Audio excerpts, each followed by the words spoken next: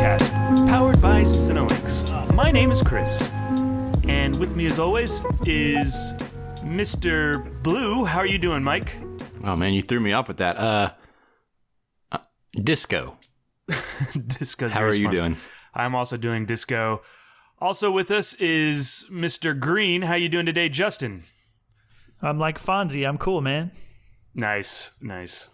I'm genuinely doing well and genuinely feeling cool. And that genuinely makes me happy for you. So what color are you, Mr. Chris? Do I get to pick or do you guys pick? No, you're definitely Mr. Brown. I do go number 2 a lot. That's Oof. Whoa. TMI. That's gross. All right. And if this is your first time listening to... What? It's a digestive problem, guys. Don't I'm judge. moving on, Chris. If this is your first time listening, normally we like to start off every episode in a section called News on the March. And then for our feature discussion, we'll be ranking and discussing the directorial work of one Quentin Tarantino. And since we are talking about Tarantino again this week, hot off the review episode of Once Upon a Time in Hollywood, check that out, by the way, I wanted to ask you guys a Quentin Tarantino themed question. What is your favorite Quentin Tarantino movie that he wrote but did not direct? For me, there was really only one choice of the 3 or 4 that he's written and hasn't directed, and that is True Romance. I love True Romance. I think it may be one of, if we were to include it into this list, it would definitely be up on the top of the best things that Quentin Tarantino has done. I think it's just really marvelous. Yeah, I love it a lot. Interesting. I think it'd be in the top half for me, for sure. Top half, yeah, for sure. Yeah, okay. Well, that sounds more reasonable to me. Top half. But I don't know. Tony Scott's direction, man. A little wonky. Yeah, that may be, but I think everything kind of fits together, and where I may not like Tony Scott on a regular basis, I think it kind of, for some reason, fits with True Romance. Yeah, I agree. I think this is definitely my favorite Tony Scott movie and the movie that feels the least like Tony Scott. Mm-hmm. Right. It was after Top Gun in the slow motion, but before all that, whatever he started with Man on Fire. With weird tints to things and stuff. Yeah, weird tints and weird subtitles that pop up on the screen when people say sentences. Specific sentences. Anyway, Justin, what is your favorite Quentin Tarantino movie that he wrote and did not direct? There's kind of a conversation sometimes between favorite and best. And while I agree with Chris that True Romance is the best one, and I think if we were objectively speaking, I would probably pick True Romance here, but I really, really love From Dusk Till Dawn. It is so fun. I actually just rewatched it this weekend with my fiance for her first time. Nice. And she loved it. I've seen it so many times, but I still love it. And I think it has the best twist where a movie just goes in a totally different direction of all time, maybe. Yeah, totally. I'll go ahead and jump off of this as well. Mine is also From Dusk Till Dawn. It is not, as you said, objectively the best, but it is my favorite. I think Chris might have True Romance down for that one. I don't know, maybe Natural Born Killers, but I tend to gravitate towards From Dusk Till Dawn as well. And like you said, mainly because the first time I saw it, whenever I was a young teenager, I had no idea what this movie was about. It just came on HBO or Cinemax or one of those channels, and I just started watching. Yeah. And boy, what an adventure did I go on. Well, cool. If you were listening and you disagree with our picks or agree with our picks or just have any comments on our picks, write in. Let us know what you think. Don't forget, each month we review a film from the Criterion Collection, which is voted on by you guys, the listeners. We just finished up our episode on Jean-Luc Godard's Weekend, and we each just picked a film for you guys to vote on. I picked Valley of the Dolls. Mike, what was your pick? Mine was a double feature of The Shooting and Ride in the Whirlwind. And Justin, where did you pick? I picked Seconds by John Frankenheimer.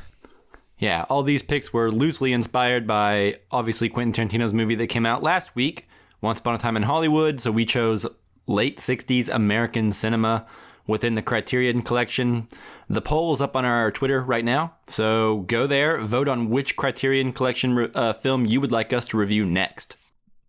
And if you want to go to our Twitter or even our Facebook and Instagram, you can find those at Casual Cinecast.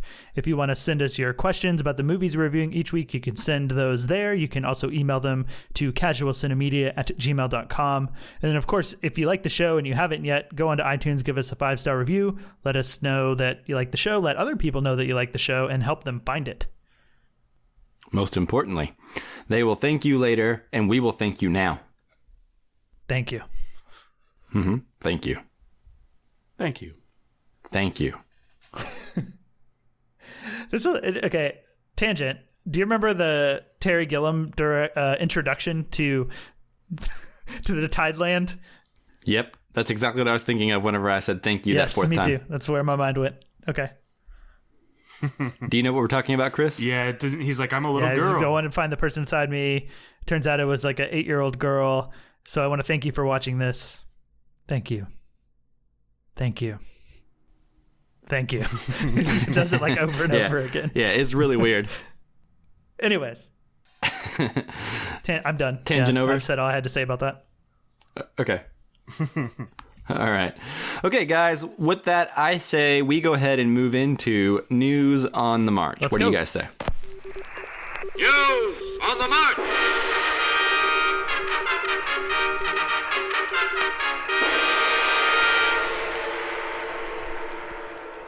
So the first thing I wanted to talk about before we move into the films of Quentin Tarantino is just recently, a couple days ago, I saw a trailer for a new version of Apocalypse Now. This is a new cut from Francis Ford Coppola, and it's called Apocalypse Now Final Cut. It is to be released on August 15th, 2019, which is interesting because apparently the original cut was released on August 15th, 1979.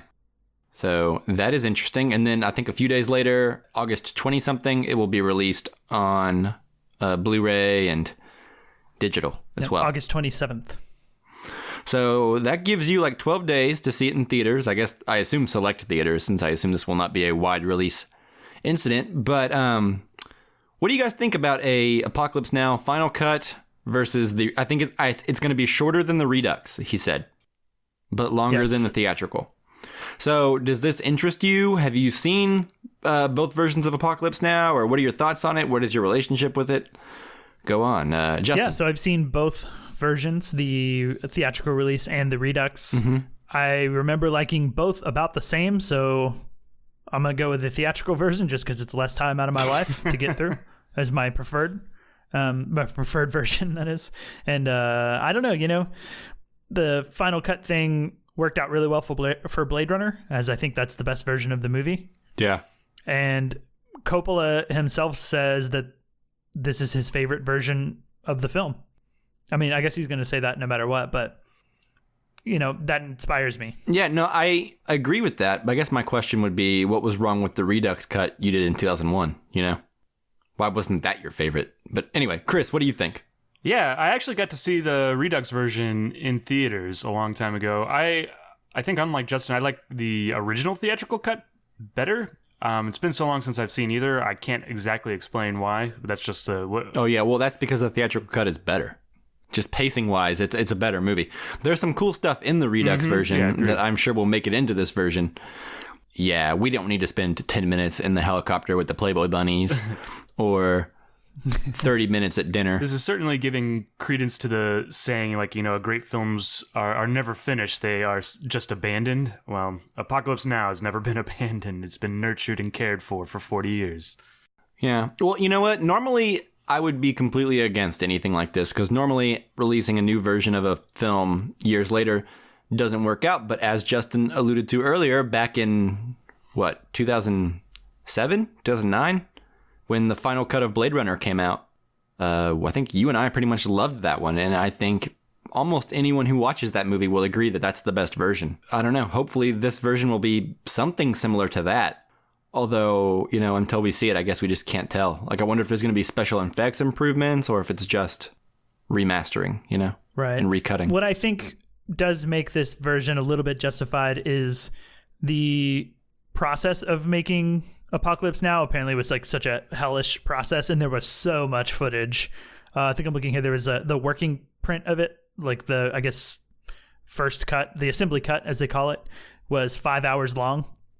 And just the amount of footage beyond that was insane. So, like, Yeah. I feel like the process that he went through, followed by how much footage there is to go through and edit together into a film, like, in that moment, I can understand how you wouldn't arrive at the best version of the movie trying to sort through all that. Yeah, totally. With, 40 years gone now, maybe you can sit back and look at it a little more clearly and figure out what needs to be there. I agree with that, but also, what's the last good movie that Francis Ford Coppola made?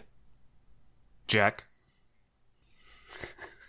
I ask you again.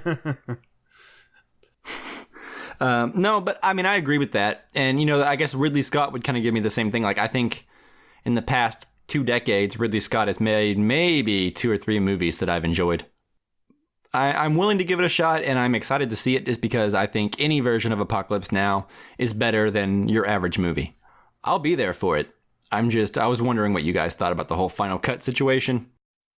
I don't necessarily mind when directors go back and re-edit their work. I mean, I kind of think it's their prerogative to do that. It's always interesting. We talked about that with Once Upon a Time in Hollywood and a couple other movies this year. I wouldn't mind spending more time, just in seeing something different, especially in a movie that I really like. Is there something different in this that that's going to change how I see Apocalypse Now? It may not be the better version, but there might be something interesting in there to see, right? Yeah. This one is advertised to be 3 hours and 3 minutes long. Which is 37 minutes shorter than the Redux. Yeah, that's way shorter than the Redux. But also, how long is the theatrical version? I think it's a little over 2.5 hours. Yeah, so this is right there in that sweet spot. I look forward to it. I'll try to see it in theaters if I can. Yeah, if it's anywhere around me, I'll totally go see it. We should do an episode on it if it comes to theaters that week. Yeah, I'm in. Okay. So the only other thing I wanted to talk about before we move into our Quentin Tarantino ranked is a movie that I watched on Canopy, which is a streaming service you get through your local library for free. Check it out. It's really awesome. And that is an A24 movie called Her Smell. I also watched this this Yeah, weekend. with Elizabeth Moss and Dan Stevens is the only other person I recognize. Eric Stoltz Also as the manager. Wow. He's so old now. I know. What was really weird is when he walked into the scene for the first time, like, I thought it was Michael J. Fox for a second, only then to realize it was Eric Stoltz. Like, that's the poor man's Marty McFly that they had to recast. Exactly. It's so weird that I confused them. Yeah. Poor Eric Stoltz. Every time I think about how awful that must have felt, I think of just how his career could have been different. Yep. Anyways, what did you end up thinking about Her Smell, Justin?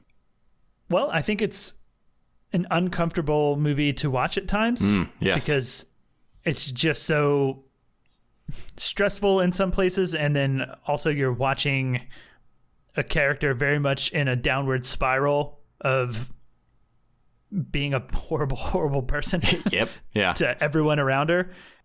I guess we haven't said what the movie's about, but it's about the downfall and downward spiral of a 90s punk female singer.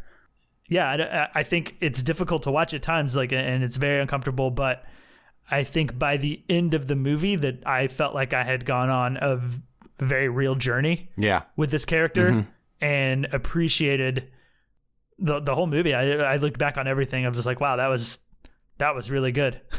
I liked it. I liked it a lot. I don't know that it's going to end up on my best of the year at the end of the year. I'm hoping that I have 10 better films than it, but I did really like it. Yeah. What did you think? Yeah, I'm right there with you. I responded to this movie a lot more than I thought I would. Again, because Elizabeth Moss is just so good. Really, really watchable. But also the supporting cast around her is actually really, really interesting as well. You have Dan Stevens from Legion and Downton Abbey. And you also have Cara Delevingne. I don't even know how you say her name. Cara Delevingne? Yeah, that sounds right. Yeah. She's actually in here, and she plays awkward like she always seems to be in all her movies. But in this movie, it seemed to work a little better for me. I saw her in Valerian a couple years back, and I was like, man, this girl's a terrible actress. She has no charisma. But in this movie, I think I don't know. It works a lot better, I think. Yeah, I thought she was great in it. Yeah. I also really enjoyed the actresses who played her bandmates. Agnes Dane and Gail Rankin played Marielle and Allie. Yep, you beat me to it. Yeah. So, anyways, all of the entire cast is great. Like you, I got very uncomfortable at certain scenes watching this just because it is about a woman who treats the people who love her terribly. It's kind of a movie just about loving a self-destructive person and kind of the road you walk whenever you, for better or worse, love someone like that, right? And the awful things they can do to you and the way they can treat you. I don't know. It's a really interesting movie. I don't know where it's going to end up falling, but right now I think it's easily one of the more interesting movies of the year that I have not been able to stop thinking about since I watched it. So, yeah, and let me ask you this, Elizabeth Moss, do you think there might be a Academy nomination in for this movie? No, but I think her time will come. Not that it's not deserving in this movie. I think she could be, but I just think it's too early in the year, not enough buzz, et cetera, et cetera. Not because it's not deserved, right? Like, I feel like Elizabeth Moss's time will come. She's always popping up in like interesting awards baity type stuff. Yeah, I don't feel that this is awards baity at all, and I guess that's kind of why I'm hoping that it gets some sort of recognition, because it's not necessarily going for it. Maybe some independent awards or Spirit Awards or something like that. I don't think anything prestigious. Cool. Anything else about her smell? Nope. I highly recommend it. Yeah. Alex Ross Perry wrote and directed this movie. Again, it stars Elizabeth Moss, Cara Delevingne, and Dan Stevens. Check it out. You can watch it for free on Canopy, as long as you have a library membership. Okay. Guys, what do you say we go ahead and move on into our rankings of the entire Quentin Tarantino filmography?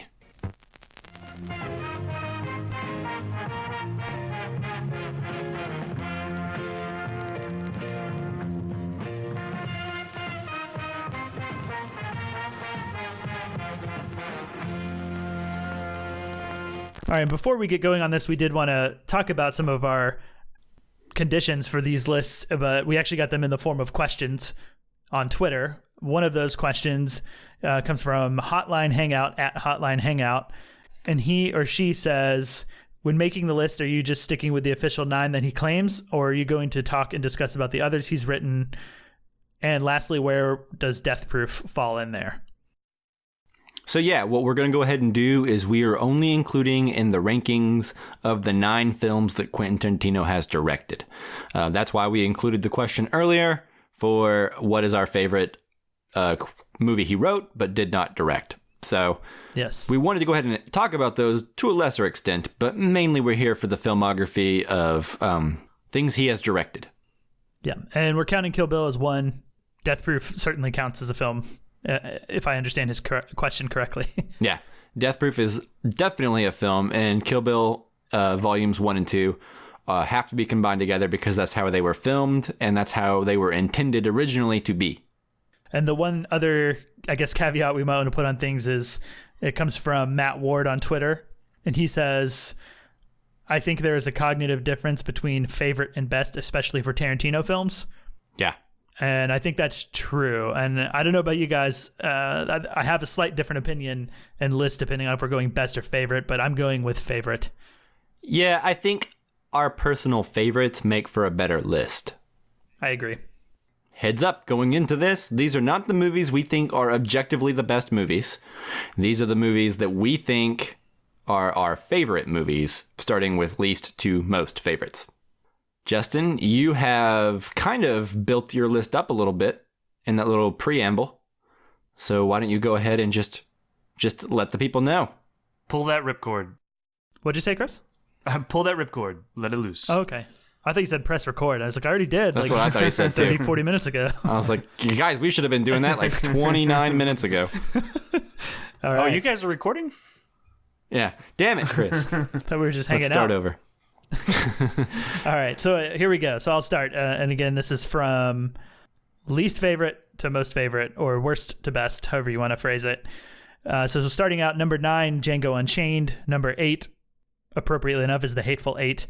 Reservoir Dogs is number 7. Once Upon a Time in Hollywood, 6. 5 is Jackie Brown. 4 is Pulp Fiction. 3 is Death Proof.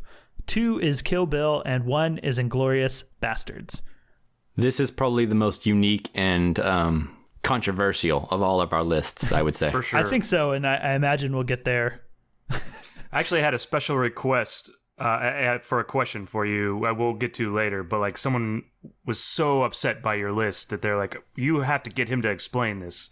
So that'll come up later. Oh, interesting. Great. I didn't even know Justin's list was published anywhere for the public to see. Did you show someone? Well, I think with Once Upon a Time in Hollywood, there was a lot of Twitter questions, and I think it might have been before we definitively decided to do this episode. So there was a lot of Twitter questions about, here's my Tarantino film ranking, rank yours. And so I filled out a couple of those. So I'm not totally sure who this is going to be from or who saw it. Yeah. I'm interested to see it, though, and pile on to their berating of you. All right. So, Mike, you want to go next? Yeah. Okay, so I will go ahead and start. My number 9, Death Proof. Number 8, Django Unchained. Number 7, The Hateful Eight. Number 6, Reservoir Dogs. Number 5, Once Upon a Time in Hollywood. Number 4, Inglourious Bastards. Number 3, Kill Bill. Number 2, Jackie Brown. And number 1, Pulp Fiction. Nice. Yeah. You got no hate mail for years. Yeah. I also kept it pretty close to the chest. Yeah, good Smart. call. Yeah. Yeah. No one knew until you guys knew. But also, I didn't actually make the list until very shortly before recording. Nice. Okay, Chris. All right. So my list, starting from the one I like the least to the one I like the most, is Death Proof at number 9, Hateful Eight at number 8, Django Unchained at number 7, Reservoir Dogs at number 6, Once Upon a Time in Hollywood at number 5, Kill Bill at number 4, Inglourious Bastards at number 3, Pulp Fiction at number 2, and Jackie Brown at number 1. And I do have to caveat this. The 2 movies I watched last week was Jackie Brown and Pulp Fiction, so I wonder if that doesn't have something to do with them being at the top. Some recency bias. Yeah. But Yeah, I'm kind of like that with like Paul Thomas Anderson as well. Like whatever film of his I've watched most recently, I usually consider it like my favorite of his because it's that a little more fresh on my mind. So Right. I totally understand having that happen. All right, so we did put this out on Twitter to ask not necessarily people's rankings, but we asked what's your favorite and least favorite Quentin Tarantino film, just to kind of get a poll. And I think Yeah, so you can compare the general public with what we have. what's abundantly clear is between both of you guys' list and the people on Twitter is that Death Proof is more often than not people's least favorite. Now, I will also caveat on that and say that, yeah, while that is true, I think Death Proof is better than most movies. yeah, this is a ranking of Quentin Tarantino's films. I don't think that there's a bad movie on this list. So I guess we need to, even though Death Proof is my least favorite, I would not be upset about watching it again, like I would other movies that, I've seen this year. Sure. Yeah, agreed. And when we get into favorites, there's a lot of variation there. That one has a lot of different favorites. Even Once Upon a Time in Hollywood is someone's favorite, and that just came out, But Pulp Fiction and Jackie Brown are definitely popular choices. I think I see Jackie Brown actually has the most Smart. as a favorite. That intrigues me, actually. I would have expected Pulp Fiction, but I don't know, man. I was really close to putting Jackie Brown as number 1 myself. Yeah, I think I've seen like kind of a resurgence for Jackie Brown. Like a lot of people talking about it over the last, It's because you do a podcast with me. is that what it is? No, but maybe that is part I bring of it up at least 4 times a year. That is true. But like I've noticed other people talking about it as well through the Once Upon a Time in Hollywood kind of dialogue, on the different podcasts I listen to and Twitter and stuff. I've noticed people talking about Jackie Brown. Yeah, I mean, it's one of the easiest films, I guess, along with Pulp Fiction, that you can compare to Once Upon a Time in Hollywood. That you can't. It's hard to compare that one, in my opinion, to some of the more stylized stuff that he did. Mm-hmm. Now that we have gone over our individual rankings, right? What do you guys say we go through the films in chronological order and then just kind of talk about each one of them? And then we'll kind of talk about why we chose to put those films where we did in our rankings. Yeah, sounds great. Okay. So let's start off with Reservoir Dogs. This is the early 90s, the film that helped start the indie movement or the indie resurgence in the early 90s. Where are you guys at on Reservoir Dogs? What did you rank it and why? So I have a couple of tiers to my rankings, whereas I think you guys, or at least I think it was Chris, you implied that Death Proof you still like, even though it's at the bottom of your list. Mm-hmm. So like from the bottom to the top are all movies you like, right? Right. So I have 3 tiers in mine. And Reservoir Dogs, I ranked at 7, and that is the tier of movies that I think are just good and not exceptionally good. And so that's why I have it at number 7, because I think as time goes on, every time I watch it, I am a little less interested. And the last time I watched it, I was the least interested I've ever been in it, I guess. And it was just it was a bit of a chore to get through. Not that it's bad by any means. I think it loses value on repeat viewings for me. Well, sure, but I mean, also I would argue that there's not many movies that can be watched as many times as you've probably seen Reservoir Dogs.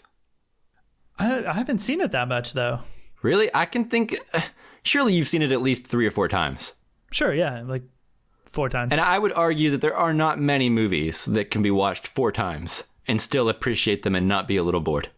I don't know. I don't agree with that. Like, I think repeat viewings make like the really good movies better. Well, I agree, the really, really good ones. But what I'm saying is, like, I think even if you love it, I don't think it's a movie that can be watched dozens of times. Like, it's very much like a play, right? It's very much like a very talking in one place. The suspense is what it is. The twist is what it is. Like, I would argue that, like we used the term hangout movie for Once Upon a Time in Hollywood last week. I don't even think Reservoir Dogs is a hangout movie. I think, like, maybe Pulp Fiction could be a hangout movie.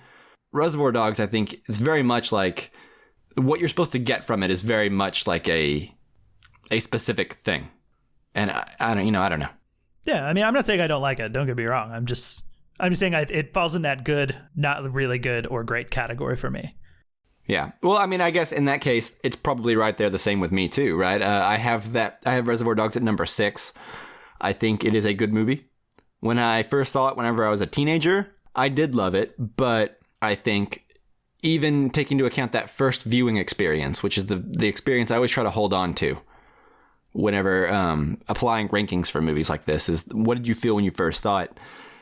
Even then, I still feel like it is number 6 out of 9 on Quentin Tarantino's movies. I appreciate the snappy dialogue and how much it moves at a brisk pace still, but I feel like of all of his movies, this one probably ages the worst. But yeah, what do you think, Chris? Your guys' conversation reminded me of, I was listening to the A24 podcast with Robert Eggers and Ari Aster on there, and they were talking about how they destroy movies by watching them so much. And they want to do that because they've just gleaned everything they can get from this movie, and they can't watch it anymore because they've watched it too many times. Does that make sense? And I found that really interesting because I do think you can, suck the movie dry a bit by watching it too much, which isn't a bad thing. But anyways, just kind of on my thinking of Reservoir Dogs, I feel like this is like a Bottle Rocket or a Hard 8 / Sydney, and it may be even a little bit more established than either one of those movies. Like the witty dialogue's there and kind of the stylized camera work a little bit, but it's all just kind of on the cusp of happening in Pulp Fiction, right? It's not quite there yet, the Quentin Tarantino style.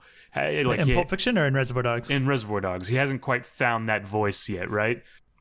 Well, I feel like the style he developed after the 90s does not necessarily show in Reservoir Dogs, but the style he had all throughout the 90s is very much on display in Reservoir Dogs.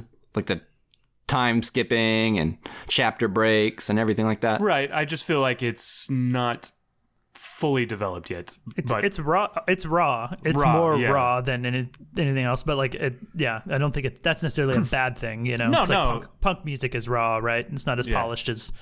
Yeah, there's a certain indie energy that comes from the rawness of Reservoir Dogs. Yeah, and it's really interesting to watch something that hasn't found its confidence yet, or it's not quite there for me. Does that make sense? But it's something interesting to see. Like Hard 8, Paul Thomas Anderson's voice and everything isn't quite there yet. Same thing with Bottle Rocket. They're not but you can see the seeds of it happening, right? Yeah. Yeah. And I will say that Reservoir Dogs has two great scenes for me, and that's one is the opening diner scene. I think is wonderful. And then Michael Madsen's dance to Stuck in the Middle and cutting off like the cop's ear and stuff, I think are two like really like noteworthy, and like some of Tarantino's like best scenes. If I were to make like a best scene list, those would be pretty high in consideration. I think they're great. Cool. So next on the list is 1994's Pulp Fiction. So I'll go ahead and kick it off because I had this as number one. As did a lot of people who wrote in with their favorites. I think this is the movie, I mentioned this before we recorded, I think this is the movie that Quentin Tarantino will be remembered for. I think if you had to pick one movie out of his entire filmography that would best sum up Quentin Tarantino, his style, what is appealing about him, and why he made such a big splash when he did, it would be Pulp Fiction. It came around at a time when it changed everything, right? And then in the 90s, you had all the copycats that wanted so much to be like Quentin Tarantino with all their dialogue about nothing. It's just a unique, interesting movie that I watched whenever I was probably 15 years old. And because of that early impressionable age that I watched it, it has never left me. And I don't think there's ever been a time in all of Quentin Tarantino's movies after that where I've considered any movie for a moment to be better than Pulp Fiction. So, and I don't think I ever will. And I think Pulp Fiction is one of those movies where, like, I think he knows he's not going to top it, and he's not even trying to. Yeah, any movie, like any Tarantino film, or do you just mean any movie? Well, yeah, any Tarantino film, but I would also argue that I haven't seen a movie in the past 10 years that's better than Pulp Fiction. Okay, interesting. Yeah, and if you can think of one, send it my way. I'll argue with you about it, or I'll agree. Sure. Well, so I have Pulp Fiction as number 4 on my list, but I don't want that to be confused with, me thinking it's not that great, because basically my 1 through 5 are all films that I think are great. Well, these are our favorites, not what we think are objectively the best, right? Exactly. And I think, objectively speaking, as you said, Pulp Fiction is probably his best. If you had to get rid of every movie of his, like if you were having to, condense history and condense film history, and you could only pick one movie of his and all the others had to be destroyed, like unanimously, I think people would pick Pulp Fiction. And it's the one that probably deserves it. But yeah, I mean, sidebar real quick before you keep going. When I think of the 90s and I think of 90s movies, it's like Forrest Gump, Pulp Fiction, and Goodfellas are like Jurassic the movies Park. I think of. Yeah, it's iconic. Yeah, exactly. It sums up the 90s more than almost any other movie. Right.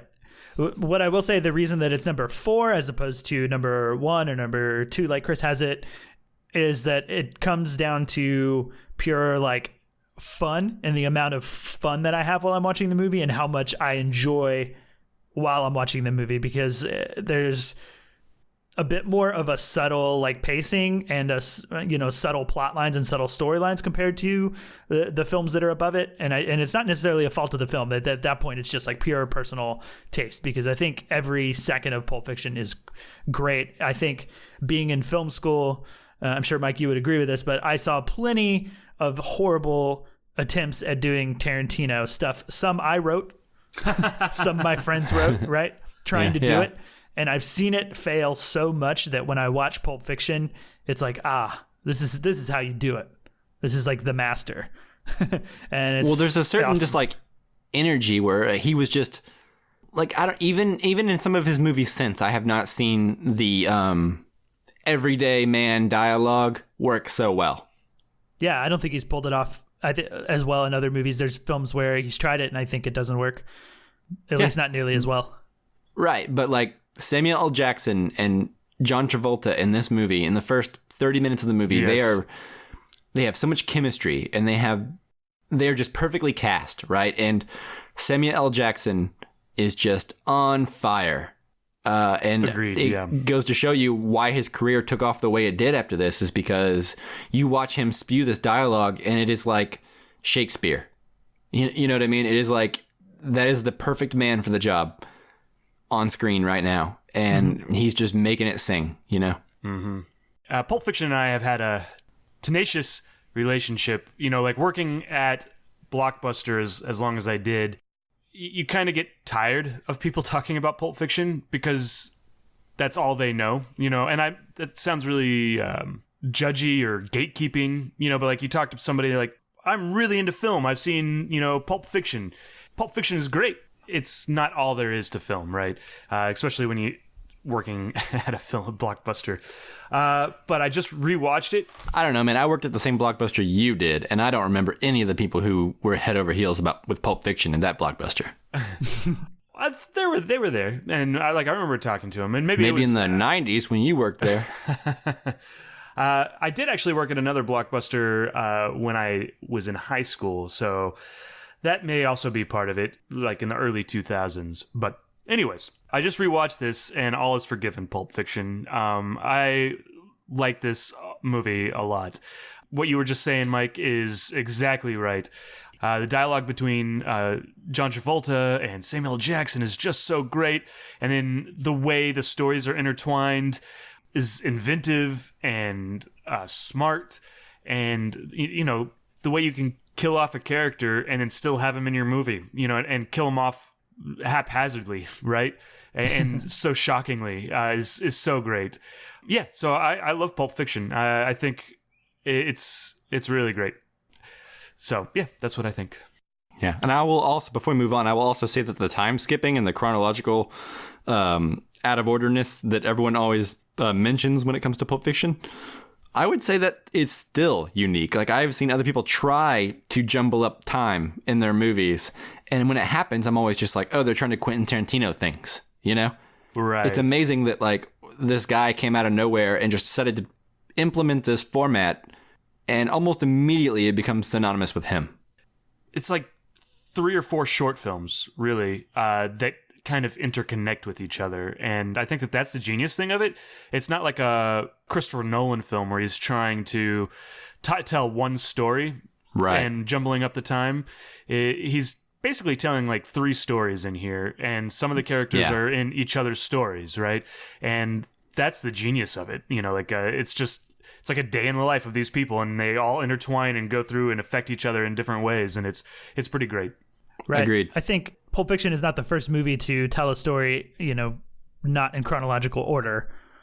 Well, sure. I think what is remarkable, and I think this is kind of where you're getting at, Chris, is that like it's not done so that the plot unfolds in a way that is more satisfying in this order. It's kind of just done to be like out of order, right? Like there's, because that's the right order to watch it in. Yeah, and it feels right, and that's what's so remarkable about it. Like, and there are other movies that are out of order, but like they need to be in order for certain things to make sense and the plot to unfold the right way and to be the most dramatic. And that's not why it's done here. It feels right, and it's the right way to do it, and that's it. It's rad. Yeah, and it still makes it a movie to where, like, if we reviewed it for the first time now, we could probably fill up a 2.5-hour podcast talking about it, just with like things we noticed, Yeah, sure. So it makes it very rewatchable in that sense. Anything else about Pulp Fiction before we move on? Nope. Okay. Again, that is my number 1, Chris's number 2, and Justin's number what? 4. 4. Thank you. Okay. So the next film we have on chronological order would be 1997's Jackie Brown, starring Pam Grier, Robert De Niro, Samuel L. Jackson, and Bridget Fonda. And Robert Forster. Yes, of course. Max Cherry. Okay, guys. So Jackie Brown is my number 2. This is a film that I saw right after Reservoir Dogs and Pulp Fiction whenever I was in high school and I was first getting into Quentin Tarantino's movies. I got the special edition of Jackie Brown, and at first I thought it was good, but did not have the same magic to it that his other movies did. Didn't have the same energy and the same vibrancy to it.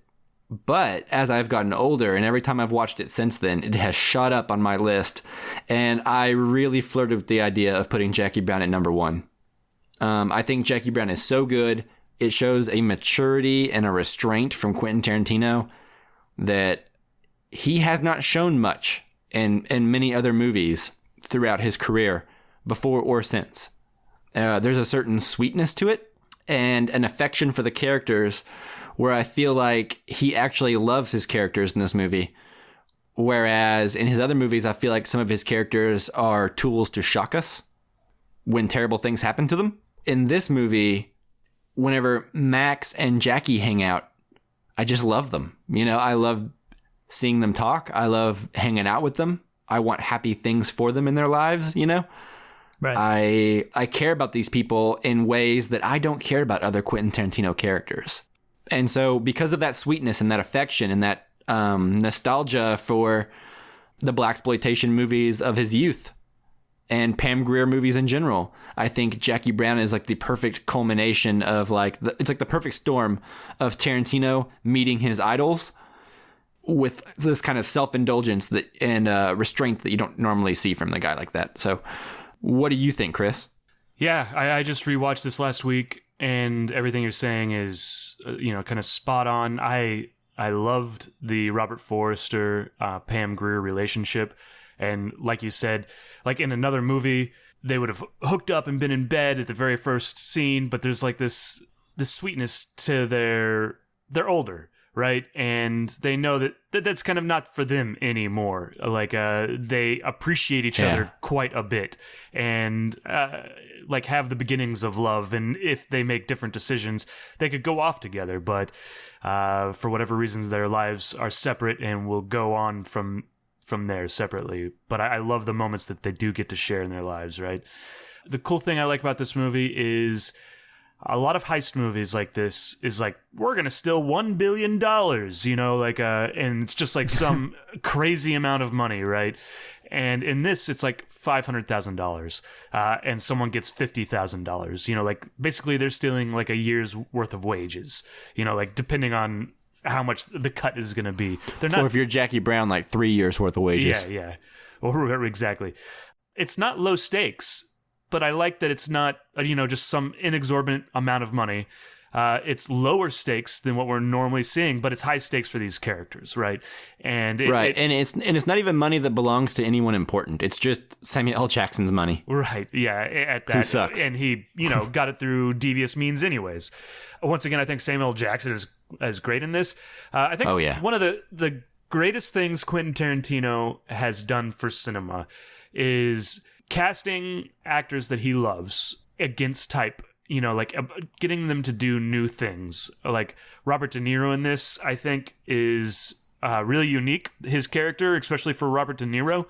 I actually think Bridget Fonda's really good in this too. She never really did much that I remember. She's good in this. Like the cast all around is really great, and it's just so satisfying to watch. The plot to steal the money is there. But it's really about these characters and what it means to the characters and what the characters mean to each other that is so captivating and makes me want to continue watching it, right? Yeah. Justin? Yeah, I mean, everything you guys have said is great. This is probably Tarantino's film that I've seen the least, although I have seen it, I think, 4 times. It's also the film that I revisited most recently to get ready for this episode because it's the film that I'd seen the least. And everything you guys saying is right. This one came in at number 5 for me. Again, it's one of his great movies. Basically, my 5 through 1 are great films in my opinion. So its 5th place is no issue against it, right? No slight against it at all. It's no joke. Yeah. What I will add to what you guys have said is that while the stakes of the money aren't like this insane amount of money like other films, like I think all the characters have their own little personal stakes that make it very interesting to watch this heist unfold. Jackie wants to get out of trouble while also make like a secure life for her and get enough money to have a secure life while not going to jail. Right. And Max Cherry wants Jackie Brown, right? And the ATF agents, I don't remember their name, but Michael Keaton. Michael Keaton, yeah. Michael Keaton actually plays that exact same character in the Steven Soderbergh movie that came out the next year, Out of Sight. Sweet. Might be worth revisiting that one then. I think his name is Ray. I can't remember his... Ray... Nicolette? No. I don't remember. His last name, but his name is Ray, and he plays the same character in both movies.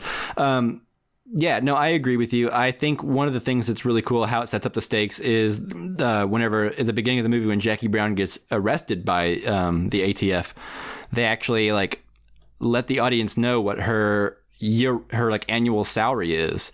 And it's like, even by the 90s standards, it sucks. It's like, right. It's like $17,000 a year. You literally have to turn to crime in order to survive if that's your salary. It's like I saw some interview one time about Jackie Brown, and it was saying that like no one who watches that movie and hears that line doesn't automatically go trying to like do math in their head about how they would try to live on a salary like that. Yeah, that's fair. Yeah, and yeah, so perfectly sets up the stakes and why like $500,000 would be a like fortune to someone like that. Oh, right. You know what I mean? Exactly. Yeah, and the one other thing I want to add too, which is, I guess it's not adding, it's a bit of an echo of you guys, but I do want to say that like Max Cherry, it might just be like the most likable character in all of Tarantino's films. And I said this last week when we did the Once Upon a Time in Hollywood. We opened with our question of what's your favorite Tarantino character, and mine was Max Cherry. And it's true. I stand by that. I think he's fantastic. Yeah, I completely agree with you. You know who he reminded me of? Kyle Chandler, like a little bit older Kyle Chandler. Did you guys get that? Yeah. Kyle Chandler could play his son. Yeah, that'd be awesome. Matt Cherry. Maximilian. Yeah. Okay. Moving on from Jackie Brown, the fourth film from Quentin Tarantino is actually two films, but it's considered one film in this countdown, and that is Kill Bill Volumes 1 and 2. This was 2003 to 2004, and I'll go ahead and kick it off because I have Kill Bill as my number 3. Yeah, fair enough. Yeah. Go ahead. And I will just say that I skipped high school to go see Kill Bill Volume 1 in theaters. All 4 years? Yep, all 4 years. Just waiting. No, but when it came out in 2003, I think I was a junior or a sophomore. I can't remember. But I skipped school for a whole day. I saw it twice. I showed all of my friends, convinced that they would hate it because it's a weird movie. And it was all about kung fu and over-the-top blood and everything like that.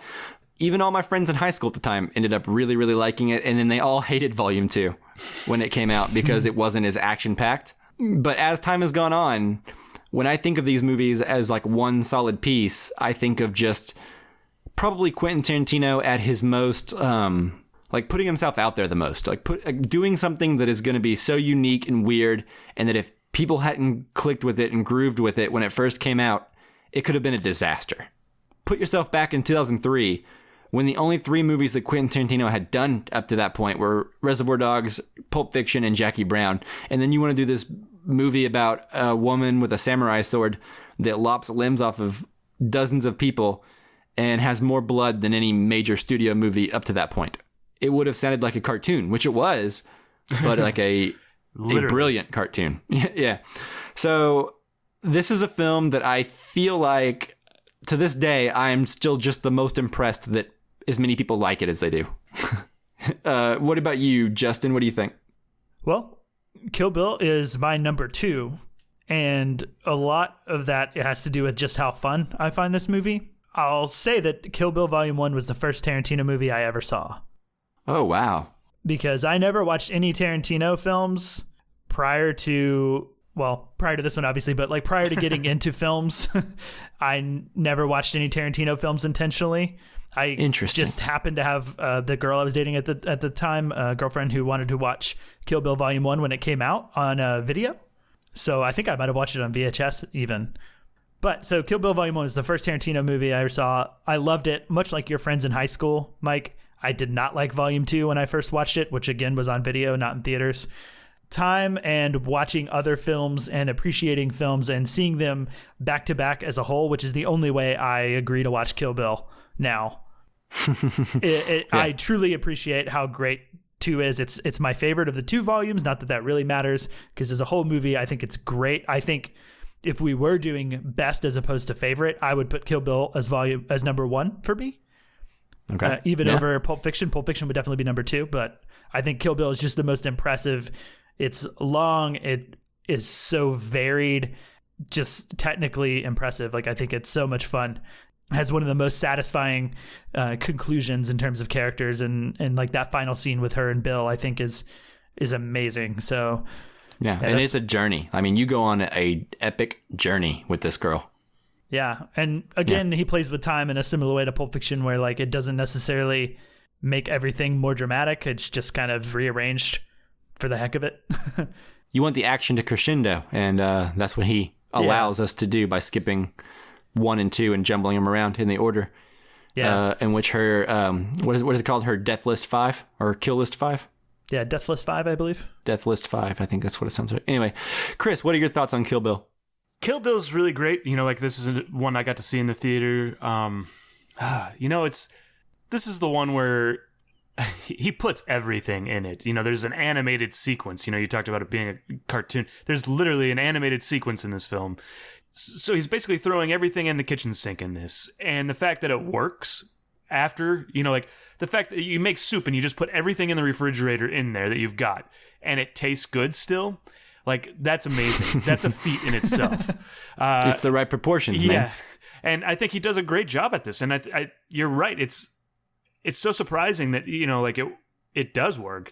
You know, we've got Kung Fu, we've got blaxploitation films. It's basically, especially the first volume, it's like she's fighting her way across genres, you know. This, in a certain way, is... I know Pulp Fiction may be the movie that he will forever be known for, and that should be that way. But I think Kill Bill is like his magnum opus, you know. Like that's... Yeah. It's just everything's in there. It's really great. It's everything he loves about cinema, too, I think, like in one film. So, yeah, I can't argue. This is a great film. I can't wait to see it again. I've never actually watched it back-to-back like you, Justin, and so that'll be my next task is to have to watch it back-to-back like that. I wouldn't be surprised if your ranking changes after you do that. I hope so. It'd be interesting. Okay, so next on the list, are we ready to move on from Kill Bill, guys? Yep. Definitely. Okay, so now we start entering into the latter half of Tarantino's career. This is where I think 2007 rolls around, whenever he teamed up with Robert Rodriguez for Grindhouse. He came out with a 90-minute version of Death Proof in the Grindhouse double feature. And then I think 4 or 5 months later was the director's cut when it came out on DVD and Blu-ray. All right, so I'll jump in here on Death Proof because I really like Death Proof, and it, you know, you guys both have it at the bottom of your list. A lot of people who responded on Twitter have it at the bottom of their list, or at least like it was named as like their least favorite. I think like 90% of the responses we got were Death Proof as least favorite. That sounds right, but also I would be interested to wonder how many of them just straight up don't like that movie. And how many of them are just saying that it happens to be their least favorite Tarantino film? You know what I mean? Mm-hmm. Yeah. Because I'm definitely in the latter category. I still think Death Proof is a completely good movie. But anyway, proceed. I saw this in theaters as part of the Grindhouse double feature. I saw it one night, and immediately the next night I was hanging out with a different group of friends and was like, have you guys seen Grindhouse yet? We have to go see it. I understand why people would consider this a lesser film because it's so simple and there's not a lot going on in it as compared to, especially coming off of Kill Bill. Yeah. It's essentially two halves of a movie. What the second half has a very, very long, I think the longest in cinema history, at least at the time, car chase in it. But I think it is the best car chase I've ever seen. I love it from start to finish, every single second. I love all of the dialogue and the characters in this movie. I love getting to know them, especially like the first half characters and then seeing, you know, their ultimate demise, and then knowing the second half characters, getting to know all of them all over again, and then having it end up where it ends up. And as I said earlier with Pulp Fiction, the reason it was number 4 is because fun and personal taste starts to factor into this. And I don't know that any film of Tarantino's, at least like this last 30-minute car chase and the ultimate resolution to that and the final scene of the film, I don't know that any of his stuff is as fun as Death Proof is in those moments. And it leaves me on such a high of having had an absolute blast. And especially right at the end, watching Kurt Russell like whine and cry as they beat him up, like it is maybe the most fun I've ever had in a theater. And so like for me, Death Proof is so high up on there because I'm in a better mood. I'm so happy when I'm done with it, which I'm not quite like in that same like happy euphoric state with like even my number 1 film or Kill Bill or Pulp Fiction. You know, it's it just has that effect on me where I love it and I'm just ecstatic about it constantly. that it exists and that I've seen it and I'm happy. I'm rambling because I'm getting like giddy over here, like I'm probably blushing. But I get it. It makes sense. And I have this at number 9 as my least favorite Quentin Tarantino film. But yeah, everything you said is accurate. I think Kurt Russell makes the movie for me. I think Kurt Russell is so good, and this is one of my favorite Kurt Russell performances. I think all the actresses here are really good as well. I think it's maybe a little self-indulgent, even for Tarantino standards. Like, and I know we had that complaint a lot, or some of us had that complaint in Once Upon a Time in Hollywood last week. And I think I even said that, like, I'm here for Tarantino to indulge himself. You know what I mean? Like, that's what I'm here to see. Sure. Death Proof would be where I think maybe that goes on a little long. That said, I think if I saw Death Proof for the first time now, I would have a very different reaction. But like Chris said, or like you said earlier, coming right off the heels of Kill Bill, I was expecting something more grand, I guess, or maybe with just more on its mind at the time. But as it stands now, yeah, I agree with you that the car chase, top notch, one of the best car chases I've seen.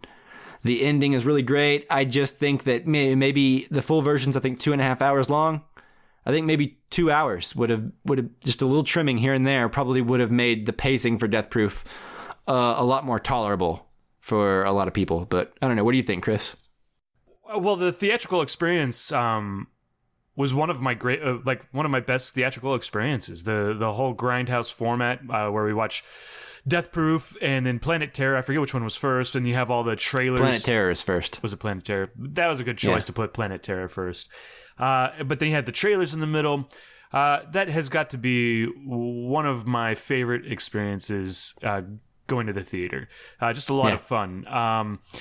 I actually have the Grindhouse Blu-ray. I don't own the Death Proof Blu-ray, but I own the actual Grindhouse Blu-ray that has like the Grindhouse versions, like the 3.5 hour movie with the trailers. Did they release that?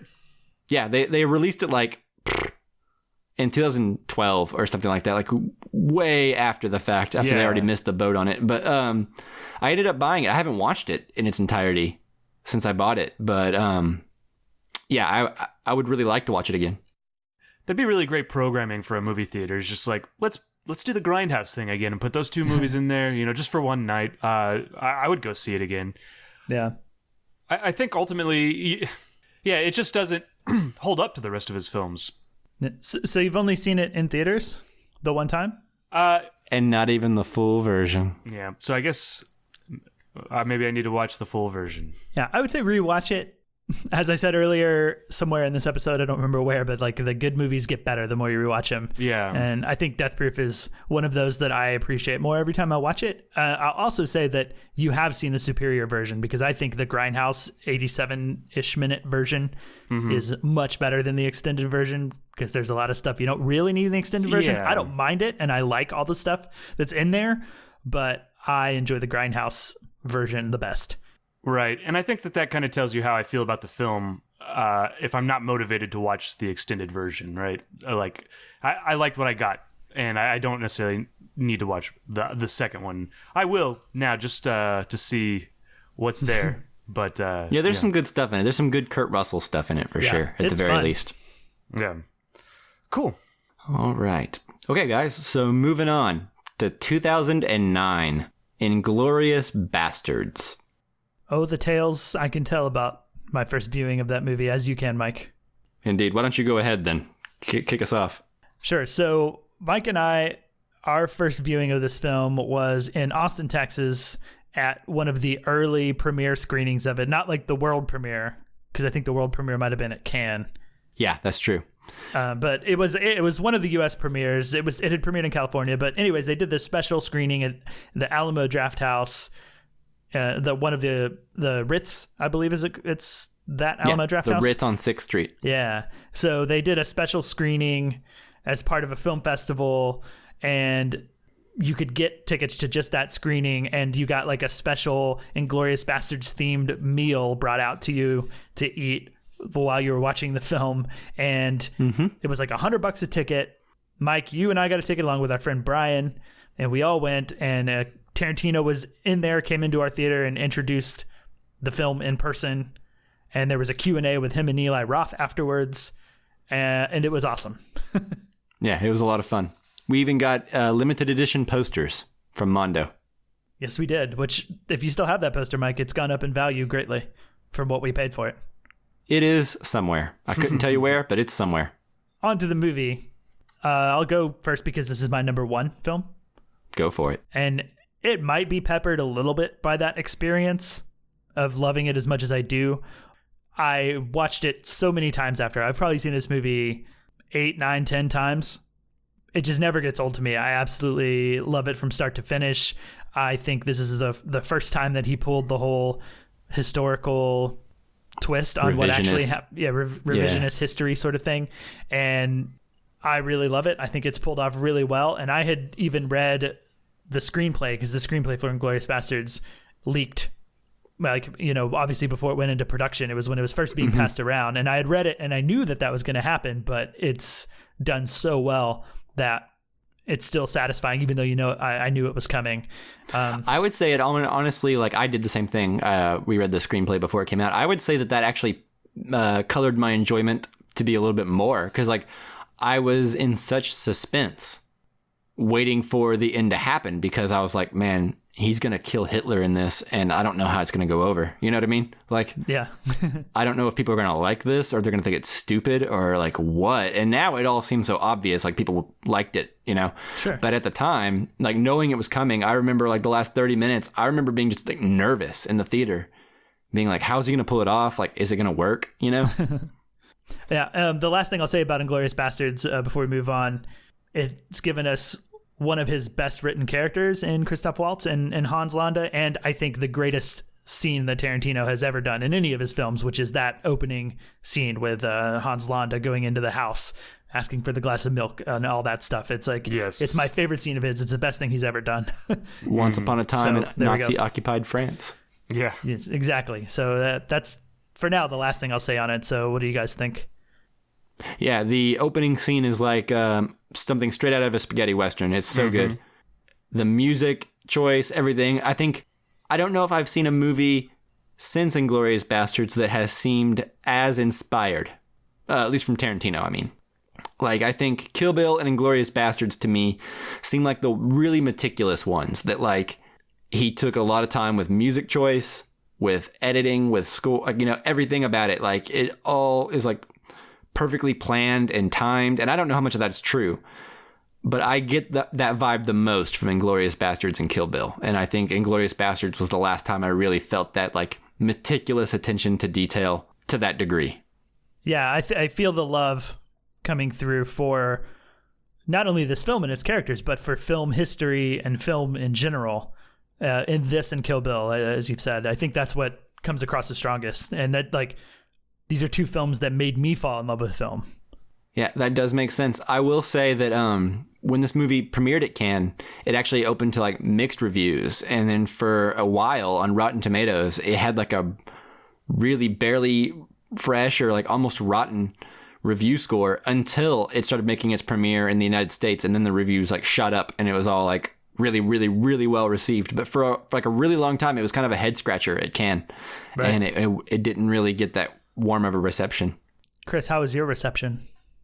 I think it's worth it for the cathartic experience of watching Hitler die.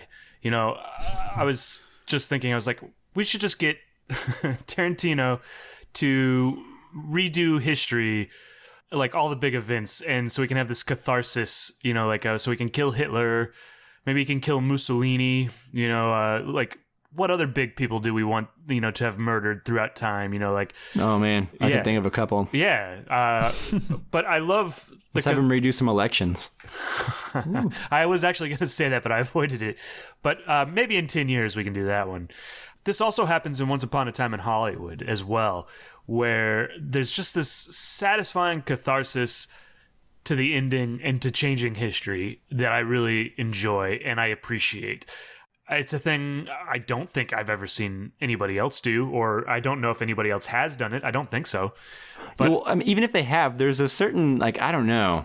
ballsiness that he has to doing something like this, where it's almost like he doesn't care if you like it or not. He's just going to do it, and he knows it's going to work. And I don't know. It's just weird. There's a video for Once Upon a Time in Hollywood where Brad Pitt and Quentin Tarantino and Leonardo DiCaprio were talking, and he somehow got on Inglourious Bastards, and like I guess late one night he was writing, and he had this idea. He's like, we should kill Hitler. So he's like, so I took a piece of paper and I wrote really big, kill Hitler, and then I put it next to my nightstand because I figured if I woke up and I still liked the idea, I'd like it, or if I would think it was stupid, and by the time I woke up. And so I think that that's such a great story. It's just like, should I kill Hitler? Well, let me sleep on this, and then we'll see how I feel in the morning. I really like that story, but it works. It works so well, and it's so satisfying. It's more satisfying than it should be, to be honest. Just a great movie, and there's not much more I can say to it that you guys haven't already said. Brad Pitt is pretty phenomenal in this. Not as good as Once Upon a Time in Hollywood, but definitely one of my favorite Brad Pitt roles. Okay, so next, here's where we start to get a little more divisive. The next film that came out was Django Unchained, starring Jamie Foxx and Christoph Waltz. I believe I have this pretty low to the bottom. This is my number 8. This is my second to least favorite Quentin Tarantino film. What say you, Chris and Justin? Well, first, I'm going to ask Justin a question from Mike Amal. He specifically asked me to have you, which is I'm sure what you're about to do, but explain why you hate Django Unchained so much. Oh, this is my dislike mail, my hate mail? Yeah, this is your hate mail. Although I know him, and he's a nice dude, and I know it's not hateful or intended to be hateful. Oh, no. He specifically said, this is hate mail for Justin. I was going to say, he specifically said, parentheses, at the end, I hate Justin. Yeah, exactly.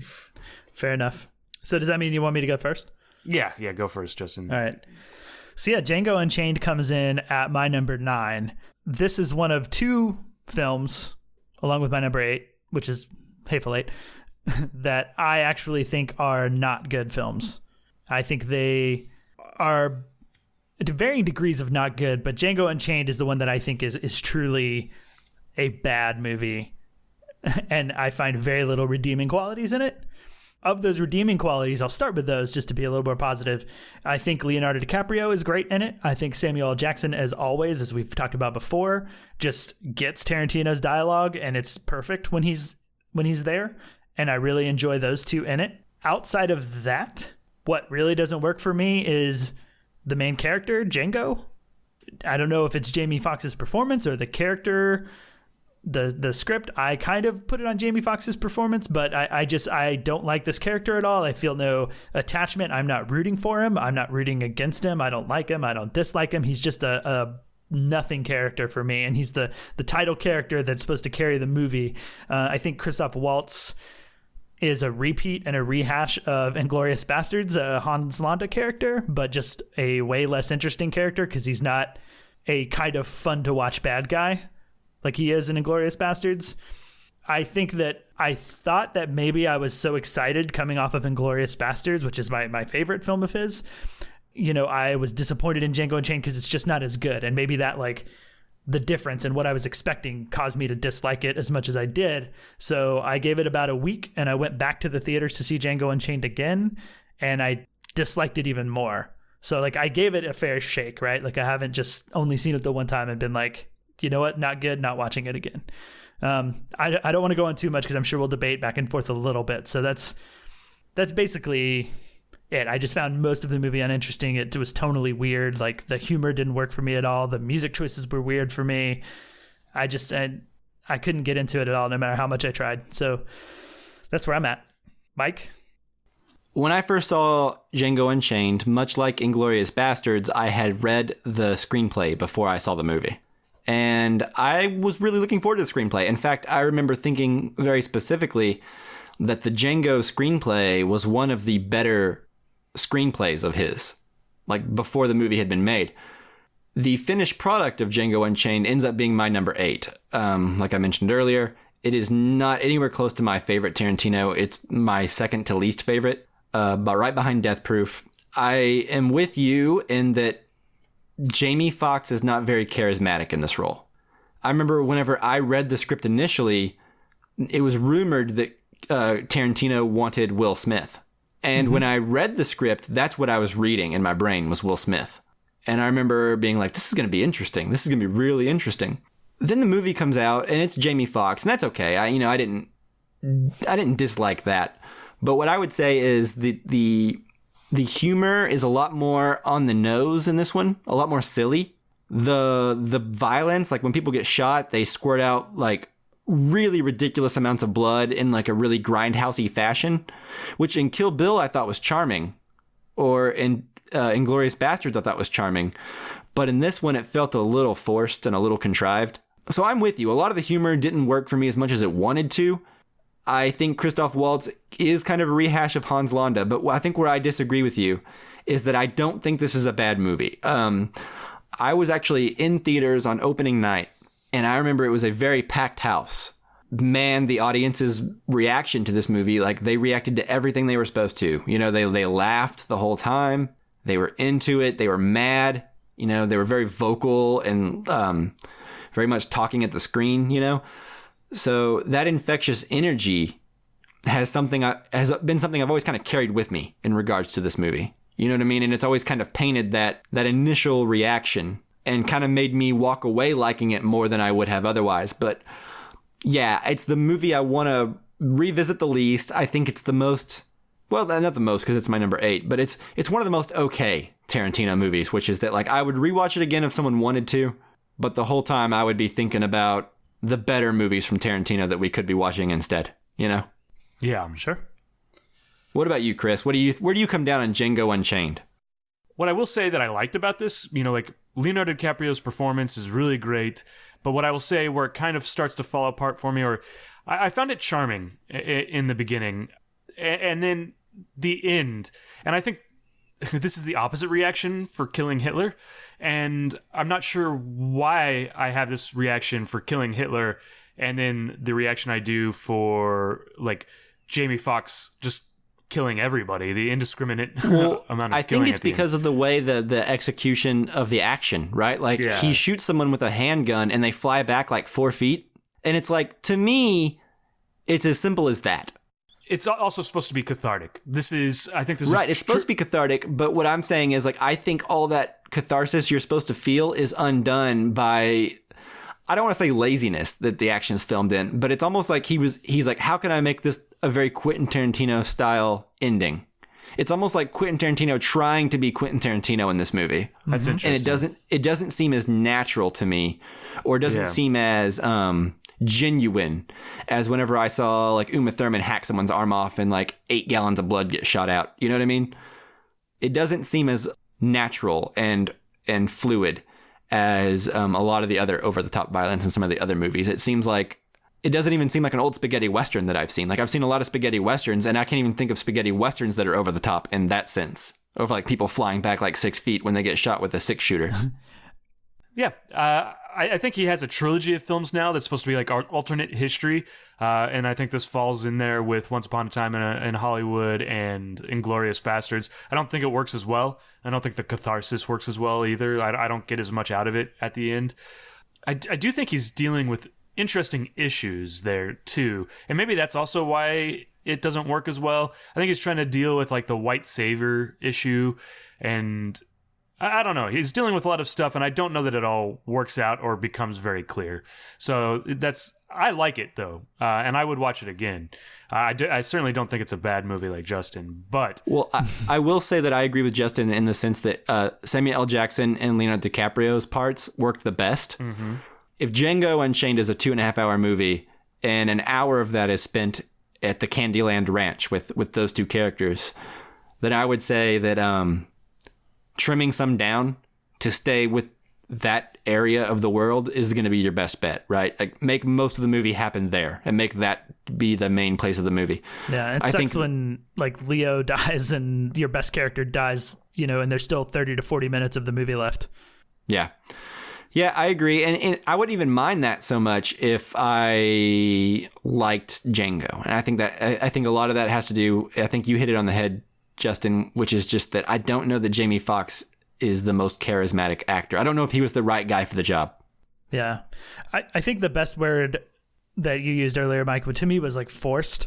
And I just want to cite an example of how, like, from the word go, the movie put me off in its forced nature. I mean, one, I think he likes to do all of these callbacks to spaghetti westerns, either with like his music choices or his shot choices, little like subtle touches. But I think like the main character being named Django is a little bit too on the nose.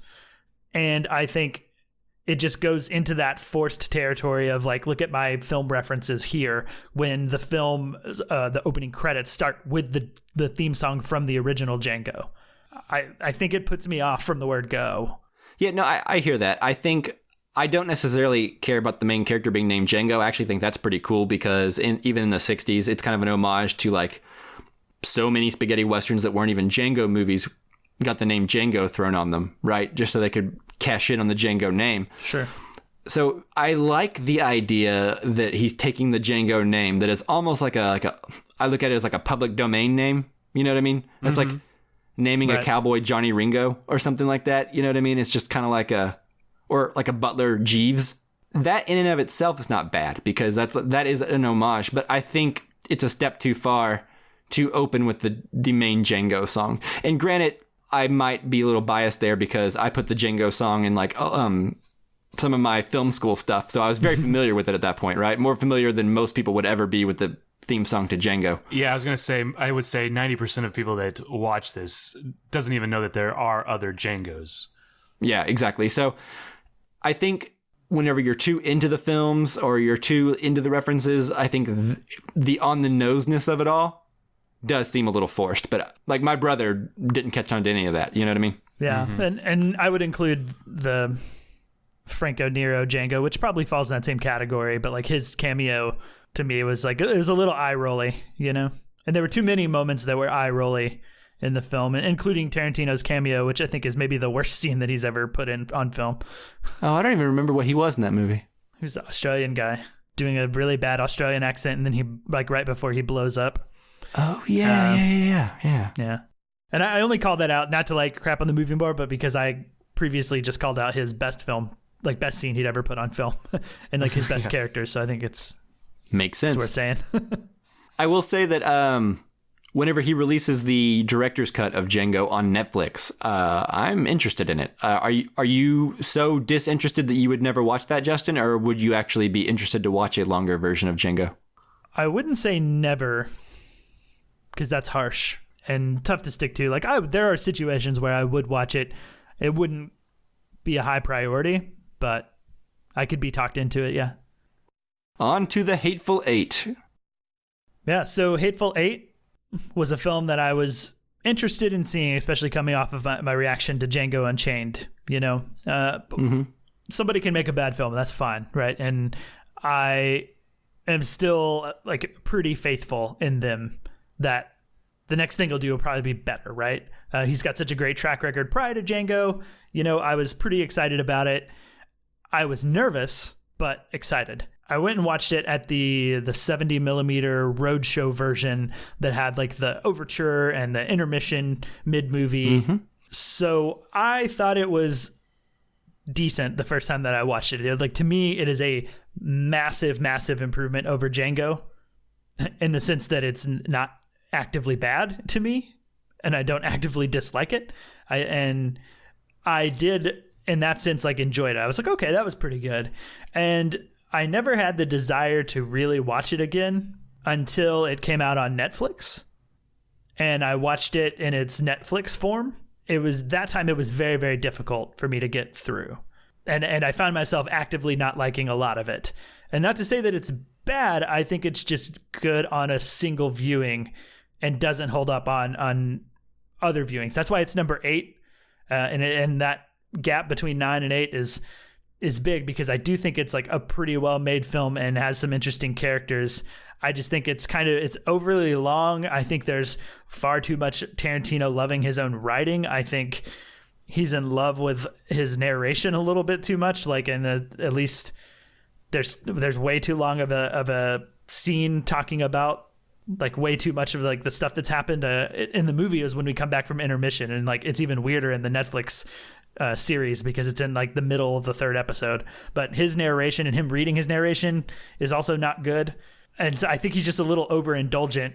Maybe the most indulgent he is to a fault out of any of his films, even though I think this is a better film than Django. And I don't know. I think I should watch the theatrical version again and not judge it as much by the Netflix version. But those are the 2 times I've seen it, so that's what I have to go on. So that's where I'm at. Yeah, and both versions that you've seen are the longer versions. Like I think the Netflix version was just the 70 millimeter version that we saw, only edited into 4 episodes, but the runtime is like the same. So I don't even know if you've seen the actual theatrical short version that most people have seen. Oh, interesting. I didn't quite know that. Yeah, I'm right there with you on the Hateful Eight. This is my number 7, and I actually have this right below Reservoir Dogs. So I feel very similar to Hateful Eight as I do Reservoir Dogs, and I think they are probably equally good movies, only the Hateful Eight came out and obviously was never going to make the impact that Reservoir Dogs did because it came out 20 years later, you know? I don't know. I think the appeal to Hateful Eight is very much the same as Reservoir Dogs, which is like you people in a closed-in area and you will kind of watch the pot boil. I think the only reason that Hateful Eight is number 7 instead of 6, where Reservoir Dogs is because I had seen Reservoir Dogs already. Like, I didn't need to see people in a closed-in area slowly start to kill one another because they're hateful, right? I've seen that trip before, you know what I mean? And he didn't do it better than he did whenever he was a younger man. That said, I do like a lot of things about the Hateful Eight. I like the colors. I like Kurt Russell in the Hateful Eight. I like Samuel L. Jackson in the Hateful Eight. I think the performances are really good. I don't know that I got a whole lot out of it, though. Like, when it's over, the final chapter I liked quite a bit, but I felt like I was supposed to be taking something away from it. Like with Inglourious Basterds, it ends with, like, I think this might be my masterpiece, you know? And when the movies end, I'm leaving the theater thinking about stuff. Whereas the Hateful Eight, it ends with Samuel L. Jackson and Walton Goggins' character, who was a Confederate, hanging the leader of the outlaw gang, Daisy Domergue. And at the end of this, I'm not really sure what I'm supposed to be taking. Like, these characters are bonding over this. Great. But what else? What beyond it? So anyone listening, if The Hateful Eight is your favorite Tarantino, or even if it's not even your favorite, but if it's just something that I'm missing, write me in, because, you know, I would love to have like a conversation with someone who really loves this movie, so that I think maybe I could try to see what I'm not seeing in it, because I don't love it, but I can't like pinpoint exactly what it is about it. The self-indulgence doesn't bother me so much. Like the narration, the goofiness of it all, the over-the-top flowery language, that's almost in every Tarantino movie. But in this one, it doesn't all come together in a way that feels as good as it should be on paper. Like if you tell me that there's like a Western of a whole bunch of people in a cabin and it's almost like a play, that sounds amazing to me. Yeah, the concept was like, it sold me immediately. Right. So I think it's the same thing as Django, which is that like, I like the idea on paper so much that the execution of it sometimes seems a little bit like Tarantino trying to be Tarantino. Yeah, I don't think it's as, well, it is a problem. I don't think it's as big a problem as it is in Django, but like one thing I will say that's a common thread between Django and Hateful Eight is that they are both in history before film existed. And it's hard for him to exude the same energy that his other films have in terms of like their love of film history and television and all that stuff. And so when he doesn't have that to lean on, like it doesn't seem as successful to me. He's trying to fill it in with other stuff it doesn't work for me. I'd never thought about that. That's really interesting. Yeah, well, I mean, I thought of that too. I mean, especially at the time when Hateful Eight was coming on, I was like, is there just like a problem that when he doesn't have pop culture to lean on, it's not as good? I don't know that that's necessarily the case. I think a lot of, like in Hateful Eight, there's like a character where like, okay, there's a scene that happens like 2/3 of the way through the movie where you see some characters how they died, that like died before the movie even began, and you see how they died, and like Zoe Bell's in there, and there's like a woman who runs the haberdashery and everything like that, and it seems like every character is just trying to be so damn cute it's the best damn coffee you've ever had or whatever. You know, like everyone has to like say it's like the best damn coffee before they talk about the coffee. You know what I mean? Sure, yeah. It's almost like he's just trying to be a little too cute in the back and forths between a lot of the characters. I don't want to go any further because, Chris, I think you haven't given your overall thoughts. Yeah, I mean, you guys covered everything pretty well. The thing I'll add to this, I think this is also the movie I least enjoy spending time with Tarantino's characters. Like, I think this might be his most pessimistic movie. I mean, that might have something to do with it, right? Yeah, there's a joy to a lot of his other movies, even when we're spending, like in Reservoir Dogs, when we're spending time with people that are bad. There is, I like those characters, whereas in Hateful Eight, I do not like it. I like very few of the characters, if any. Yeah. I don't like anybody. Yeah. So that's kind of how I feel. It's just like this really pessimistic, dark movie that isn't a lot of fun to spend time with. So that's kind of why, like I wouldn't necessarily want to go back. Yeah, that's my feeling on that. I think you're right, Mike. Performances are great. It's just so pessimistic is kind of the deal there. Well, the performances are good and everything, but they also have the same thing that Django had, which is like, I think when he does Westerns, everything has to be like over the top. Characters kind of yell their thoughts. They kind of yell jokes. Like in Hateful Eight and both Django, like every time there's like a cowpoke type guy, like a simpleton, they all just kind of talk like Walton Goggins in the first 15 minutes, which is just like really loud and really kind of like in love with their own talking.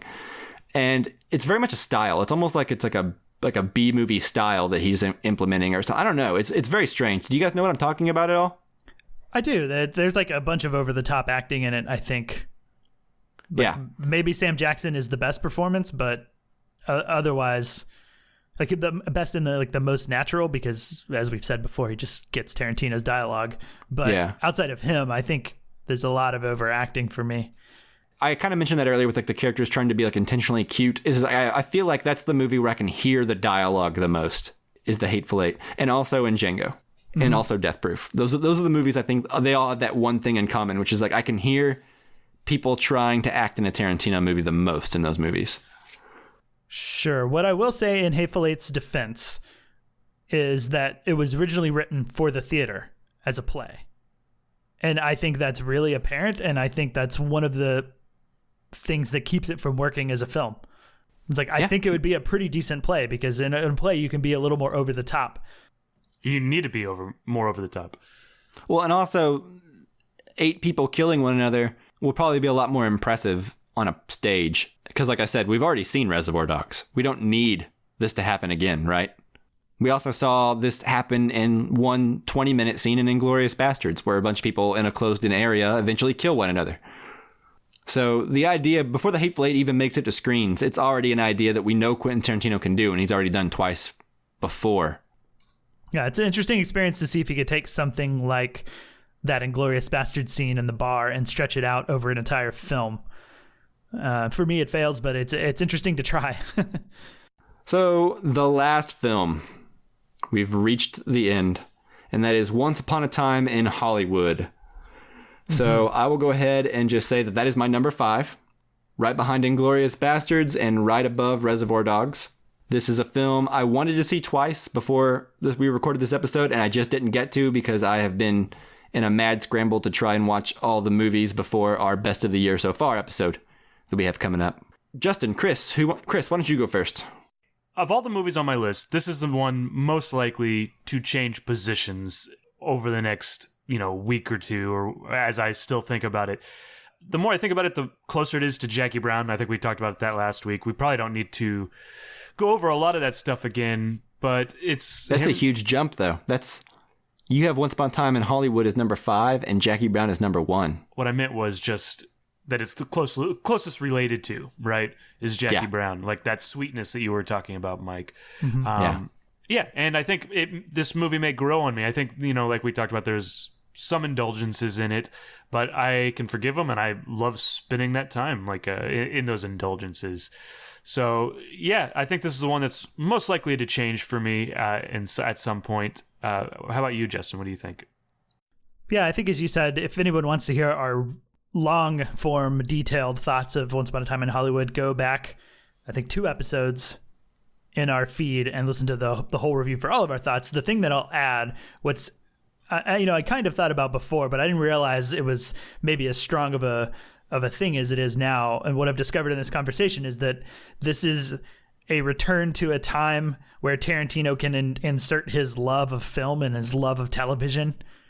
That infectious love that he has for it really carries his movies to either another level, or like a film that might not be as good is carried to a higher level, in my opinion. And I think Once Upon a Time in Hollywood is a good film.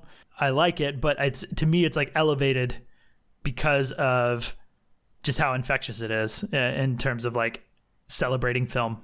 And I think that's the best thing that it has going for it. Is like you guys were talking about, he's got his pop culture again, and that really may have something to do with when he's at his best, or when we like him the best, is when he's got pop culture to kind of lean on. Well, I think that also stems from the fact that maybe his biggest fans are movie nerds. Like, my brother, he loves Lord of the Rings, right? Like, he loves to nerd out about Lord of the Rings. He likes Tarantino movies, but he doesn't understand why I look forward to Tarantino movies. You know what I mean? Right. And the movie of Tarantino's that I would love the most, like Pulp Fiction, right? Like, he likes Pulp Fiction, but he doesn't understand why I enjoy conversations about Mia Wallace's failed pilot. There are certain things that I think as a movie fan, you are just going to appreciate. That's what's going to be what draws you to Tarantino to begin with. You know what I mean? So it's like, I think the casual fans of Tarantino probably won't like Once Upon a Time in Hollywood. I think it's very much going to be probably along the lines of like Pulp Fiction or Reservoir Dogs for like the mainstream crowd. Tarantino, I think he's more right at home in this Once Upon a Time in Hollywood time period. He has movies and pop culture to talk about again, and he seems to talk about them almost more than he ever has, and almost with a greater affection than he ever has, right? Like, he's making straight up references instead of just a character offhandedly quoting something or mentioning something. You actually have, Rick Dalton cut into The Great Escape. You actually have Steve McQueen making a speech in this movie. You actually have Hollywood elites cast in this movie. You know what I mean? So it's like, it's a love letter to movies, but about movies, and starring people whose parents made movies. Like, all the Flower Children are like daughters of famous people. You know what I mean? Right. So it's just this very weird, strange, almost meta movie.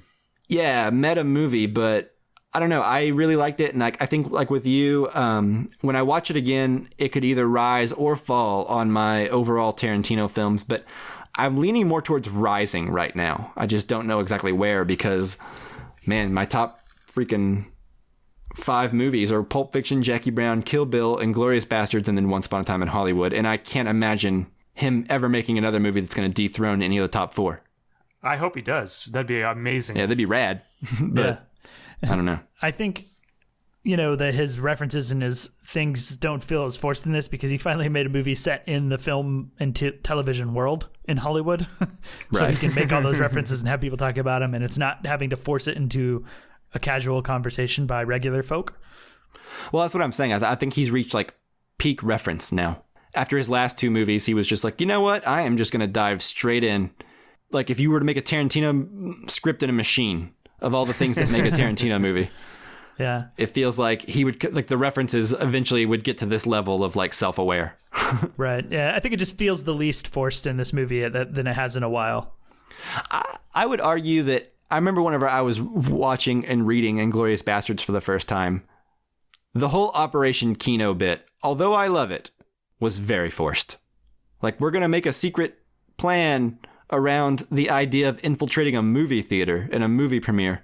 Like, that's what I'm saying. That is very Tarantino. I mean, it works in the movie. The least forced in a while is what I'm saying. The least forced. Okay. All right. I'm with you. Yeah. The one thing that I will say that I worry about rewatching this film again is that I think the biggest downfall for me of the film is that if I feel like it has the same ending as Inglourious Bastards, and therefore the ending was kind of diminished for me. And I worry about that on repeat viewings even more. So that's the one thing that I would look out for and kind of wonder how it's going to be on the second time. Yeah, that's why it's a little lower on my list, than you guys, I think, right now. Well, that makes sense, but and that makes sense especially because you were talking about how you get bored at like Reservoir Dogs and like like these days too. With Tarantino movies, though, there's always been this kind of this thing to where like I don't necessarily get bored when rewatching them. Like it feels like hanging out with people a lot of times, like hanging out with old friends. And he mentions that a lot. And I mentioned this in the Once Upon a Time in Hollywood review. But he mentions like Rio Bravo as being one of his favorite movies because it feels like hanging out with those characters again every time you rewatch it. And there's a lot of scenes of downtime where not a lot happens. And I think Tarantino's usually really good about that. There's a lot of movies where like I can't wait to hang out with these characters again. Pulp Fiction's like that. Once Upon a Time in Hollywood's like that. I think Kill Bill's like that. Jackie Brown is like that. But not so much like Hateful Eight or some of his or Django or some of his other movies. But I think Once Upon a Time in Hollywood kind of fits that rewatchability sense of like, I may know the end is coming. The 2.5 hours leading up to that is me hanging out with Cliff Booth and Rick Dalton. Yeah, I think that's what it has over some of his other films. That's why for me it's number 6, and it's in that spot between Jackie Brown, which Jackie Brown and Above is his great films, and it's in between that and Reservoir Dogs, because I think Once Upon a Time in Hollywood ultimately long term is going to have these characters I enjoy spending more time with than Reservoir Dogs. Yeah, makes sense. All right. We did it. We made it. All right, so 2 last questions before we go. One of them from John Rogers on Twitter, who's at Drowsy Tiger. He says, Tarantino wanted to do a Star Trek movie, but I think it didn't work out. What franchise movies would be improved if he put his style on them? Chris, what do you think? I was thinking about this earlier, and, the first thing that comes to mind for me is James Bond.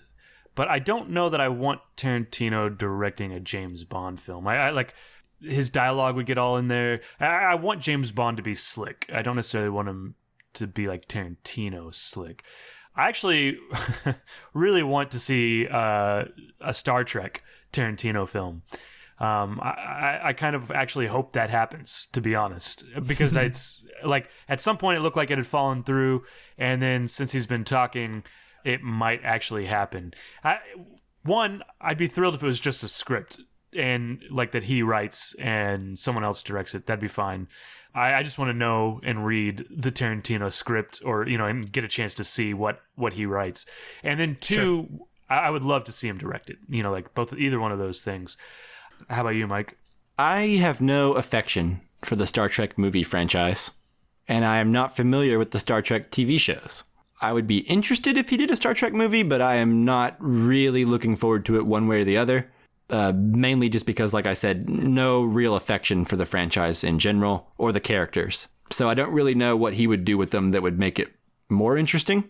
I'm with you on Bond. I think I would be more interested to see a Quentin Tarantino Bond than I would a Quentin Tarantino Star Trek. I don't know, maybe like John Wick 4. Like, I feel like he could make a really good John Wick movie. That seems to be like maybe his wheelhouse, except I don't know if Keanu can really spit out any page-long dialogue or multiple-page dialogue. Man, I don't know. I would say I would like to see him tackle a franchise that I already think sucks. That way I could see if he could like do anything to make it better, like the Fast and the Furious movies. Yeah, I was thinking about that too. I would like to see a Tarantino do any kind of Fast and Furious movie. Yeah, might come from my love of Death Proof. Yeah, that would be awesome, actually. That's a good choice. I mean, like that's what I'm saying. Like Death Proof is better than any Fast and the Furious movie. So imagine if he like 8 cars and like a bunch of bald, muscly dudes that wanted to drive cars around off planes and stuff, or whatever they do in those movies. Sounds worse than Death Proof already. Anyways, what about you, Justin? All right, so I have 2 that haven't been named yet. One, I think an X-Men film would be pretty interesting. Something new, something like I don't want him to like dive into the Michael Fassbender, series or the other one, but like to start over with an X-Men film, I think could be really interesting. He has so many characters to work with. Yeah, that I think he would pull that off potentially pretty well. And the other one, it's a bit of like a magical wish because I would like it to be young Harrison Ford, but I think an Indiana Jones movie from Tarantino would be really interesting. That would be fun. Unfortunately, it's I think Indiana Jones movie is going to suffer if it has Harrison Ford because he's very old and he can't do as much as he used to. But like if he had done a young Harrison Ford, if he could travel back in time, I think that would be fantastic and the one I would want to see the most. All right. So that question answered. Tarantino himself has said that he was probably only going to do 10 films. And so Correct. After this, Once Upon a Time in Hollywood was his 9th film. So for his 10th film, what do you guys want to see him do next? I guess excluding franchises, since we just answered that. Mike, what do you want to see? Musical/romantic comedy. All right, fair enough. Yeah. I'll go with you. I'll go off of that because unless you want to elaborate. No, I would just like to see him do any kind of romantic comedy. No violence involved. Yeah, that's where I'm at. Rom-com. I really, really love the screwball comedies and the fast-talking comedies of like the 1940s by Howard Hawks. The Bringing Up Baby, His Girl Friday. Yeah, like I absolutely love those films, and I would love to see him tackle something to that effect that's just fun and funny and good-spirited. I think it'd be great. His dialogue seems to fit into that niche too, right? Yeah. Chris, what do you want to see? What I really want to see is I want him to go Martin Scorsese and do the story of Jesus. I'd love to see Quentin Tarantino tell the story of Jesus, like all the disciples hanging out together. God, I mean, can you imagine? Like where you can get the Garden of Gethsemane. It'd be just like Hateful Eight, a bunch of people in a room talking. Maybe that's all it would be. It would just be the Garden of Gethsemane while all the apostles wait for Jesus to come back. Like when Jesus is on the cross up there and they stab him with the spear, you know? And the blood to just, kill like, him, and then like spurts the out. blood just like like a fountain of blood just comes out. And Yeah. They have his big, long Last Supper scene all around the table. they just talk about stuff. And it'll have pop music in it as the camera like does this fancy camera move around the 12 disciples. It'd be perfect. Can you imagine the backlash that movie would receive? All right. That then does it for this episode, correct? Correct. It's a long one, so thank you guys so much for listening, especially if you're still listening at this point. We appreciate you. Yeah. Thanks for hanging out with us. Yeah, and then thank you, Jake Wagner-Russell, for doing our intro and outro music. If you want to hear more of his music, you can do so at soundcloud.com/bopscotch. Stay tuned to this feed. Next week, we'll be putting out an episode on the best films of 2019 so far. Yeah, we'll each be giving our top 5 films of the year so far. Yeah. Each of us will list our 5 favorite films of the year. So be there or be I made the square, like Uma Thurman does when they're entering Jackrabbit Slims. The perfect podcast joke. Yep. The siren. It really translates well. Yeah. And then if you want to send us in your list of best films so far, we'll probably ask, even if you don't send it in on your own, but you can send those in to Facebook, Twitter, and Instagram at casualcinecast or our email casualcinemedia@gmail.com. Thanks so much for listening, guys, and we will see you next time.